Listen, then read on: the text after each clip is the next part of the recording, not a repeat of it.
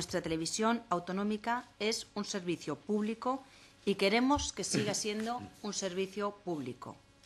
Ahora bien, para que pueda sobrevivir como servicio público, resulta imprescindible introducir mecanismos que aseguren su eficiencia y su sostenibilidad económica. A mí me ha sorprendido que usted manifieste que la financiación pública solo acudirá a lo que se trata como servicio público. Tendremos que ver eso en lo concreto qué significa, porque a mí me parece que aquí lo que encubre ese pronunciamiento es una externalización de una serie de servicios que dejarán de desarrollarlos la propia casa, y a partir de ahí nos preguntamos qué pasará con la plantilla, qué pasará con los trabajadores de la casa, etcétera, etcétera.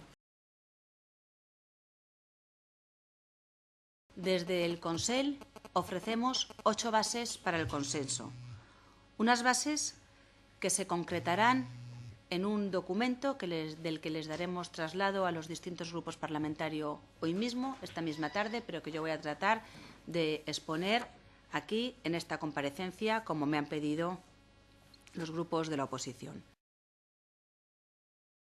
Nuestra extrañeza y nuestra protesta, porque nosotros nos enteramos de la tramitación del anteproyecto de ley que va a sustituir la ley de creación del ente por el señor Jaraba. Yo creo que esto es una equivocación y una confusión de espacios y de competencias, y que a nosotros nos situó en un momento muy delicado en ese propio debate, porque entendimos que no era ni el lugar, ni el espacio, ni la persona indicada para podernos transmitir ese hecho, y más cuando el futuro de la radiotelevisión valenciana, por todos los grupos de la Cámara y por los grupos de la oposición en concreto, se había manifestado como uno de los elementos para tratar el consenso.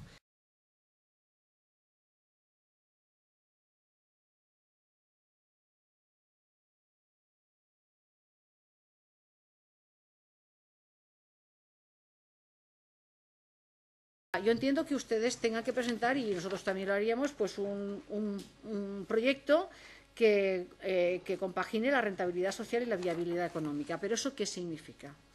¿Qué va a pasar con ese boquete de 1.200.000 euros? El contador se va a poner a cero, la Generalitat Valenciana va a asumir esa deuda.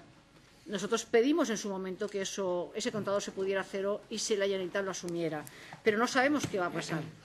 En segundo lugar, el contrato de programa está muy bien, pero el contrato de programa va asociado siempre a un plan de viabilidad.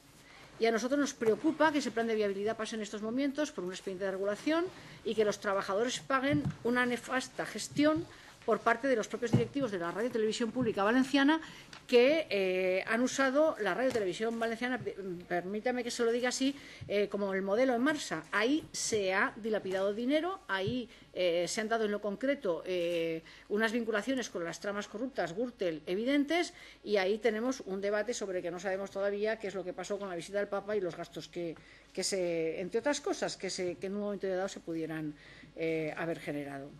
Decirle que hemos pedido en reiteradas ocasiones, tanto por parte del consejero que a nosotros nos representa, como aquí, el informe de la auditoría de la Pricewaterhouse, que nos costó 180.000 euros y que no sabemos todavía ni sus resultados ni sus conclusiones. Por tanto, eso también es un elemento que para nosotros nos parece que es francamente de opacidad.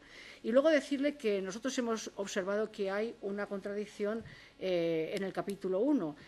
Gastos de personal aparecen como en la liquidación del presupuesto del 2010 como de 50 millones, 988 trabajadores y 133 directivos, faltan 25 millones sobre la liquidación del año anterior, y la plantilla sobre la que se han hecho las elecciones sindicales han sido de 1.700 millones. Se vuelve a incumplir lo que reiteradamente la sindicatura ha denunciado, como que hay una parte sustancial de la plantilla que está bajo el epígrafe de los gastos de explotación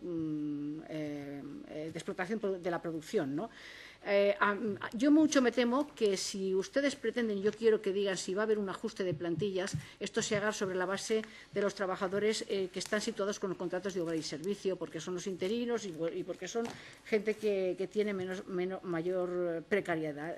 Pero, por tanto, yo creo que yo recibo con voluntad el poder trabajar sobre un consenso, pero con 12 días, no llega a 12 días, y con una serie de días de la semana que van a ser inhábiles la semana que viene, me parece que va a ser muy difícil que podamos tener un consenso sin poder profundizar en todos estos temas. Por tanto, yo le digo que yo aquí le planteo dos elementos que para nosotros son fundamentales. Uno, ¿qué significa financiar el servicio público? ¿A qué se va a reducir el servicio público? Y segundo, ¿qué va a pasar con esa deuda de 1.200 millones que en estos momentos tiene Red Televisión Valenciana, y si esto se va a cobrar un expediente de regulación de empleo con la plantilla de la cadena?